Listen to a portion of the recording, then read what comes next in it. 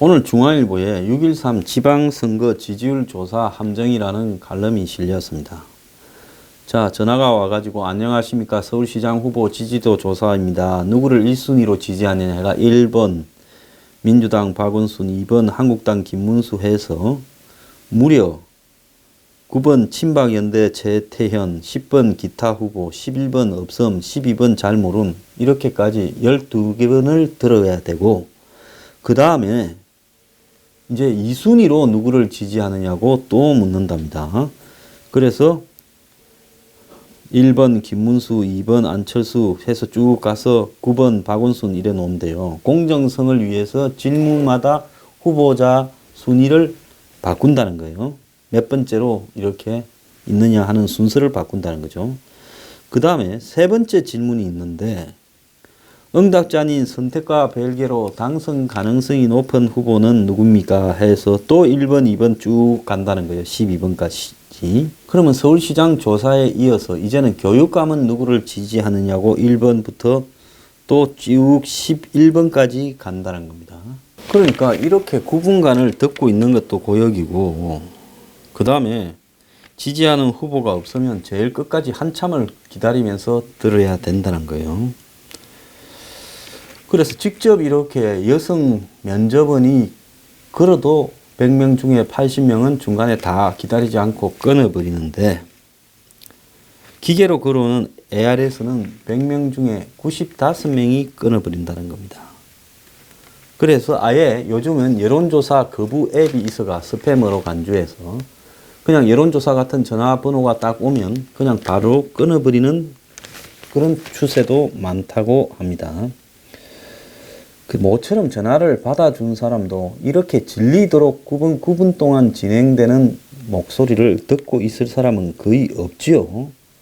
그래서 ARS 응답률은 2, 3% 넣으면 잘 나온 거고 이렇다는데 그래서 이걸 갖다가 일일이 다 듣고 앉아서 뭐 1번 박원순 이렇게 끝까지 찍어주는 사람은 그 정당에 한 표 보태주기 위해서 안달이 난 열렬 지지층이 아니면 거의 없다라는 겁니다. 그래서 열렬 지지층이 문바들이 많지 지금 보수 진영의 열렬 지지층이 누가 있습니까? 그러다 보니 지금 여권에 유리하게 모든 조사들이 나온다라는 이야기가 있고요. 익명의 한 조사업체 대표는 여론조사업체 ARS 조사 말미에 이번 지방선거에 투표할 거냐라는 질문을 넣었더니 20대 응답자 중에 90%가 투표한다 했는데 실제로 지방선거에서 20대 응답자 중에 투표율은 40% 수준밖에 안 된다는 거예요. 그래서 여당 지지층이 많은 20대가 투표한다고 해놓고 응답해놓고 실제로는 이렇게 투표를 하지 않는다. 그래서 지금 나오는 여당 지지라는 부분은 실제보다 20% 정도 업이 돼 있다라고 봐야 된다라고 이야기를 했다 합니다. 제가 이런 식으로 과학적으로 내용을 모르더라도 과거의 경험과 추세로 봐서 현재 여론조사는 20% 안팎이면 거의 비슷할 수도 있다라는 이야기를 여권은 10% 정도가 업이 돼 있고 야권은 마이너스가 돼 있기 때문에 실제로는 20% 안은 비슷할 수도 있다라는 이야기를 제가 수도 없이 제 방송에서 했습니다. 그래서 그 다음에 조사 방식도 문제인데요. 김문수, 안철수가 만약에 단일화를 한다면 서울시장 후보를 놓고 ARS로 하게 되면 김문수가 유리하고 면접으로 하게 되면 안철수가 유리하게 나온다 이런 말도 있답니다. 열혈 지지층이 많은 김문수가 ARS에서 실제보다 높은 지지율을 얻을 가능성도 있다. 이렇게 지적을 하고 있어요. 그래서 6.13 지방선거에 또다시 한번 여론조사의 무덤이 될 거라는 이야기가 나오고 있습니다. 지난 총선 때 여론조사 회사들이 한국당의 대승리를 예측했다가 그때 새누리당이죠. 개망신을 당했지요.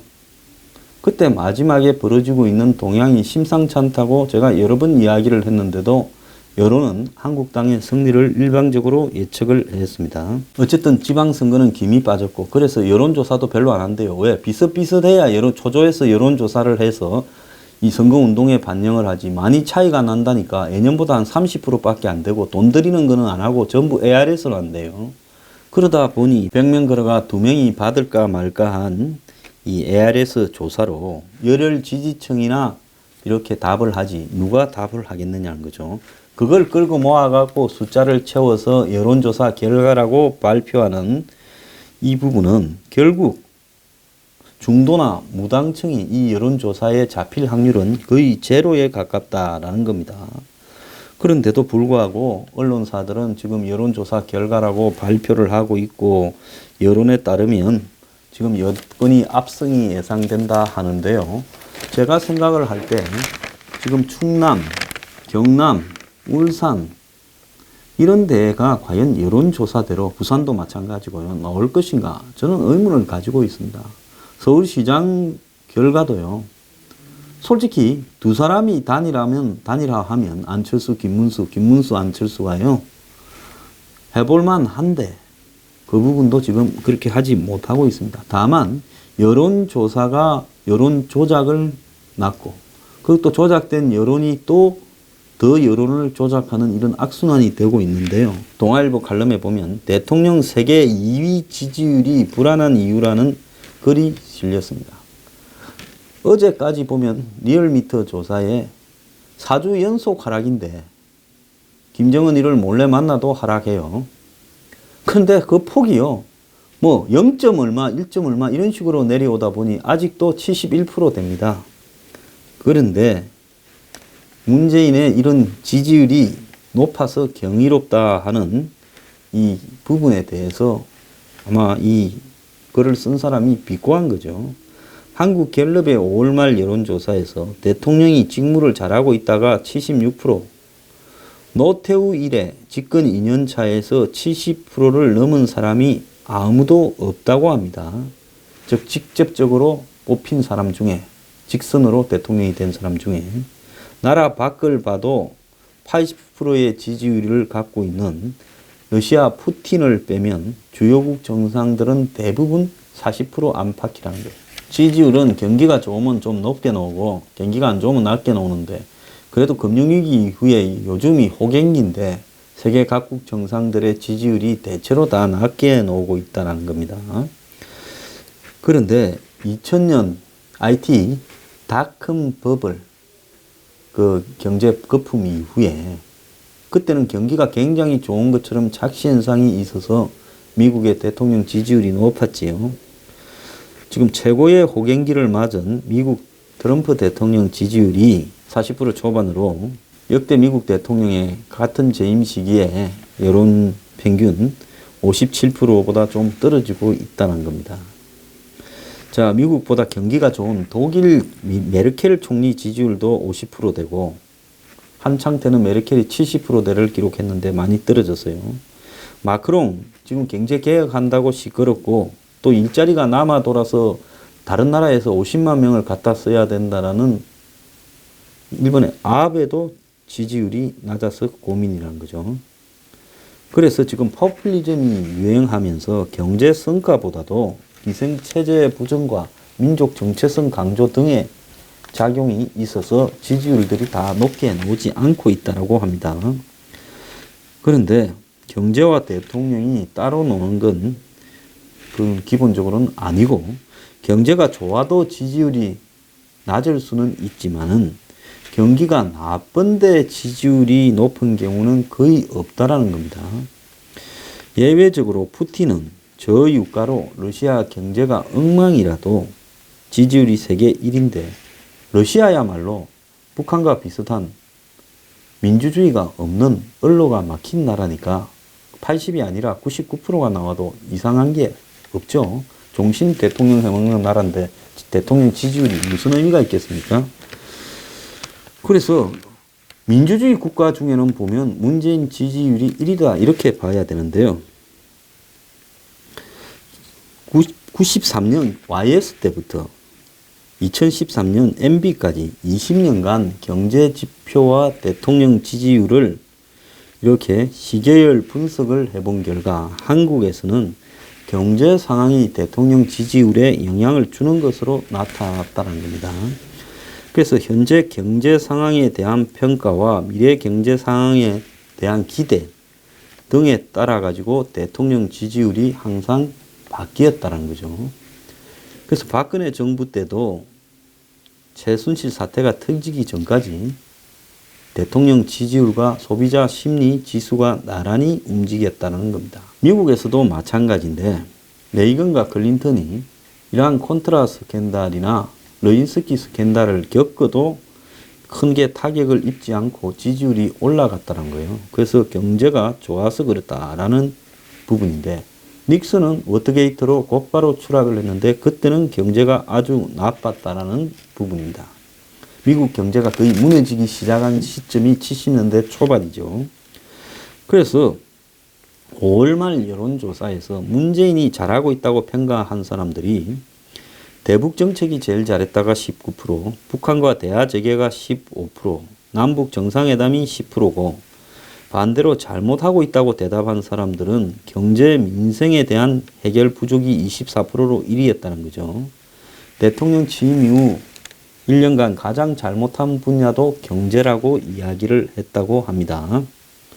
그래서 통계청이 제가 엊그제 이야기를 했지만은 10개 분야 중에서 주요 경제 지표 9개가 지금 추락 중이다라고 발표를 했지요.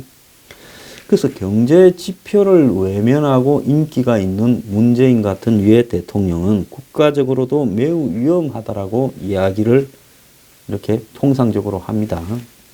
뉴욕타임스 칼럼에서요. 모건 스탠리 자산운용의 글로벌 전략 대표인 루치러 샤르마는 이렇게 경고를 했다고 합니다. 민주주의는 정치인이 경제 결과에 책임을 지도록 유권자가 감시할 때 작동한다. 호황기의 지도자가 경제를 무시하고 정치적 고려에 따라 정책을 밀어붙이면 불황기에 접어들 경우 어떻게 되겠는가? 이렇게 이야기를 하고 있습니다. 그래서 대통령의 지금 문재인의 경이로운 지지율이 매우 위험하다는 거죠. 자, 불황인데 호황기에도 지도자가 경제를 무시하고 지 하고 싶은 대로 하면 나중에 불황기에 접어들면 죽는데 불황기에 지 하고 싶은 대로 다 하고 있어요. 그런데 국민들은 계속 지지한다고 생각하고 지금 1년째 이 짓을 하고 있는데 이것이 얼마나 갈 거냐. 그래서 제가 뭐라고 했습니까? 문재인 정권은 경제 때문에 망한다라는 것이 거의 확실하다. 경제 때문에 망하게 되면 자신이 지금 잘한다고 포장해 놓은 북한 문제도 다 어느 날 사람들이 변심을 해서 잘한다 잘한다 하던 사람들이 어느 순간에 돌을 던지기 시작할 것이다. 엊그제부터 각종 회의를 매일 주재하면서 마치 뭐 경제를 챙기는 듯 쇼를 하는 것도 지금 이런 비난들이나 이런 자료들이 청와대에 들어가서 지금 이제는 남북 문제 부분에 보다도 경제를 좀 챙기는 모습을 국민 앞에 보여줘야 된다. 그랬는데 가서 챙기면서 하는 말마다 사고를 치고 있어요. 그래서 왜 안 되는가 하면 이 경제를 바라보는 시각에서 매우 자신의 편향된 시각을 고치지 않고 잘못을 인정하지 않으려고 한다는 겁니다. 지금 이 정권이 가져다 놓은 경제에 대한 정책이나 이론은 그야말로 어디에서도 사회주의 국가 외에는 시험된 적이 없는 짓들을 지금 하고 있어요. 그러면 이것이 어떤 결과로 나올 건지 이미 테스트 단계에서 최저임금이나 주 52시간, 비정규직의 정규직화 이런 것들이 실패했다는 걸. 일자리 창출이 확장 재정 정책이 추경으로 11조로 4조로 나갔지만 15조를 쓰고도 안 되고 있다는 것이 확인되었는데 이걸 고치려고 생각을 하고 있지도 않고 인정하고 있지도 않다는 겁니다. 자, 그래서 제가 한국당이 마지막으로 사는 법을 좀 이야기를 하자면요. 자, 한국당은 문재인 정권이 지금 사상 누각 위에 서 있다는 것을 알아야 됩니다. 언제? 모래 위에 쌓은 누각은 언제든 무너지기는 시간 문제라는 거죠. 제가 뭐라고 했습니까? 이 정권은 경제 때문에 망할 거다. 지금 하면 다 아는 소리죠. 제가 작년 집권하자마자부터 그 이야기를 쭉 해왔습니다. 자, 그러면 이 정권이 지금 대북 드라이브니 적폐청산 쇼로 간다 하더라도 경제가 무너지면 이제는 그것이 국민들이 염증을 느끼고 쇼 좀 그만해라. 언제까지 적폐청산이냐. 대북 쇼 그만해라. 지긋지긋하다. 너 종북이지. 이렇게 될 수 있다니까요. 그런데 한국당이 지방선거를 앞두고 제가 이야기를 하지 않습니까? 지금 이 지지율은 매우 이상한 지지율이고 이런 이상한 지지율은 다양한 요인이 섞였을 수 있지요.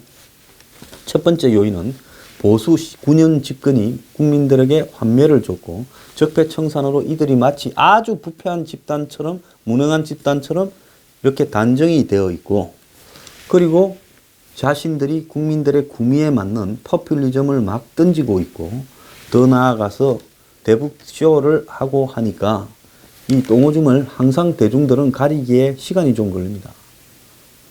사람도 이 짐승 중에서 똥오줌을 제일 늦게 가릴 거예요. 개들은요, 강아지 젖 먹을 때 똥오줌 다 가립니다. 사람은 똥오줌을 가리려면 한 대여섯 살은 돼야 똥오줌을 가리지 않습니까? 그러니까 원래 사람이 똥오줌을 늦게 가리는 거예요. 그래서 이 국민들이 지금 그걸 제대로 가리지 못하고 있을 때 눈과 귀를 가리고 있는데 경제는 저거 마음대로 안 된다는 겁니다. 다른 거는 장난을 쳐서 조작을 할 수 있는데 줌으로써 이 흙을 보고 이것은 흙이 아니라 벽돌이다, 돌이다라고 할 수도 있고 산을 보고 이것은 산이 아니라 웅덩이다라고도 할 수 있어요. 그래서 사람이 그걸 다 속아서 넘어갈 수도 있어요. 그런데 경제만큼은 눈앞에 탁 숫자로 튀어나오니까 절대로 고치거나 바꾸지 못한다는 겁니다. 물론 그것도 분치를 좀 할 수는 있겠지요. 어쨌거나 그 수치가 이 정권에 매우 나쁘다는 거예요. 그러면 한국당이 지금 뭘 가지고 싸워야 되냐. 제가 20% 안에 지지율은 의미가 없다 하지 않았습니까? 그러면 한국당은 지금 전국 다니면서 유세하고 이럴 게 아니라 딱 두 가지의 2+1 이 세 가지를 가지고 싸워야 돼요. 첫 번째는 북한과의 종전선언, 문재인이 그걸 하겠다고 하고 김정은하고 2차 회담을 하겠다고 했으니 바른미래당은 그거 찬성하든가 말든가 차별화시켜버리고 한국당은 종전선언과 평화협정을 맺겠다고 그걸로 지금 성부를 봐야 됩니다. 국민들 중에 아무리 적어도 30% 이상은 이게 대해서는 안 된다고 확고하게 생각하는 사람들이 있다. 근데 그 사람들이 투표 현장에만 참가를 해도 지금 투표율이 50% 될까 말까 할 건데요. 그 사람이 30%만 투표 참가해도 어마어마한 겁니다. 많이 동원시키는 사람이 이기는 거예요. 두 번째는요. 드루킹 사건과 관련해서 청문회와 국정조사를 요구해서 TV 생중계를 하라고 하고 이걸 거부하면요. 국회를 거부하고 전부 이 지자체 선거 전에 지금 2주 남았으니까 앞으로 일주일 안에 답해라 하고 안 한다면 전부 의원직을 사퇴하겠다고 던져버려야 됩니다. 그리고 나머지 하나는 문재인 정권이 경제를 죽이고 있다라고 이야기를 하면서 좌파식 경제 얼치기들이 노무현에 이어 제2의 경제 파탄을 가져오고 있다. 이 세 가지로 딱 정리를 해가지고요. 국민들로 하여금 진실을 보도록 만들어야 된다고 봅니다. 물론 경제 이야기를 한국당이 하고 있고 드루킹 이야기도 하고 있고 이 미북 정상회담 이야기도 하고 있지만은 이런 것이 약해요. 그리고 미국 트럼프 대통령에게 편지를 보낸 겁니다. 의회하고요. 뭐라고? 왜 하필 회담 날짜가 6월 12일이냐? 우리 대한민국 선거에 당신이 개입하는 것이냐? 그리고 미국 대사관에 찾아가서 항의하는 거예요. 그리고 6월 13일 날 종전선언을 하게 되면 대한민국의 선거를 못하게 하란 말이냐? 우리 죽이려고 미국이 장난을 치는 거냐? 이렇게도 공개적으로 편지를 보내길 바랍니다. 지금 한국당 입장에서는 이번에 최소한의 성과가 나와야 보수와 야당이 괴멸됐다라는 소리를 듣지 않으면서 기회가 왔을 때 곧바로 반격이 가능할 거라 봅니다. 그리고 한국당 안에요. 싸우는 사람은요. 어차피 결과가 안 되면 안 좋으면 홍준표 대표는 선거 다음 날 물러나야 될 거예요. 그러니까 선거 전에는 제발 싸움질 하지 말고 제가 말한 이 세 가지를 가지고 집중적으로 국민들께 거리로 나가서 홍보를 해야 된다고 보고 있습니다. 자, 의원들이요, 의원직을 한 번쯤은 던질 때가 됐다고 저는 봅니다. 왜? 의원직 던져서 집에 갑니까? 민병두 의원이 지금 의원을 유지하고 있습니까? 집에 갔습니까? 미투 때문에 시끄러웠더니요. 슬그머니 의원직 하고 있지 않습니까? 그리고 의원직 던지고요, 세비 안 받겠다고, 월급 안 받겠다고 선언하고요. 그렇게 한국당이 거리로 나가야 되는 겁니다. 지금 얼마나 좋습니까? 예? 문정권이 자기 색깔로 하고 싶은 대로 저 마음대로 하고 있는데, 이걸 끌려가면서 유세하면서 투덜투덜 할 게 아니라요. 어차피 이 지방선거는요, 후보가 누군가, 구청장 후보 이름도 모르는 사람이 많습니다. 정책이 뭔가 관심 없어요. 그냥 정당, 지지 정당에 따라 이렇게 가는 겁니다. 그리고 투표를 많이 안 하기 때문에 얼마나 열성적으로 투표를 참가하는가가 중요한 거죠. 그러면 한국당의 지지자들을 투표에 많이 참가시키고, 지금 북한과의 대북 사기 쇼에 마치 지지하는 듯한 입장을 밝히는 바른미래당으로 갈 표를 줄이고, 그리고 보수 지지층 대다수를 한국당에 투표하게만 만들면 성공하는 겁니다. 근데 지금까지 한국당이 경제 문제를 이야기를 강하게 하고 있지요. 경제 참사라고 문정권을 규탄하지만은. 그런데 지금 당장 IMF가 오거나 어떤 문제가 터지기 전에는 사람들이 그런 문제에 대해서 별 관심이 없습니다. 그래서 그것만 갖고 할 게 아니라, 첫 번째는 대북 사기 쇼를 종전선언 평화협정을 막겠다라고 한국당이 이야기를 하고, 그것을 제1의 과제로 만들어야 되는 거고요. 두 번째로는 드루킹을 축소, 은폐, 조작시키는 이 정권의 행태에 대해서 TV 생중계를 하겠다라는 부분으로 청문회를 밀어붙여야 되는 겁니다. 그러면서 이 정권이 적폐청산과 대북쇼에 눈이 멀어서 이 숫자에는 기본적으로 장님들이다라고 하는 걸 얹어서 이 세 개를 가지고 나라를 북한에 넘기고, 또 민주주의를 완전히 파괴시키고, 거기에 국가 권력이 개입하고, 그 다음에 경제를 망하게 하는 이런 자들을 찍어서 되겠냐고 한국당이 딱 내용을 정리를 해서 그걸 가지고 국민들에게 그야말로 좀 비장하게 투쟁하는 모습을 보여야 된다는 겁니다. 그러지 않고는요, 이 선거 대패하고요, 결국 꼴이 매우 안 좋게 보수가 끝날 수 있고, 너무 참패를 해버리면 반격의 실마리를 잡기도 어렵기 때문에 한국당이요, 지금이라도 정신을 차리고 강한 총력 투쟁을 한 10일 정도 하게 되면 20% 안팎의 성부들은 전부 뒤집는다. 제가 자신을 합니다.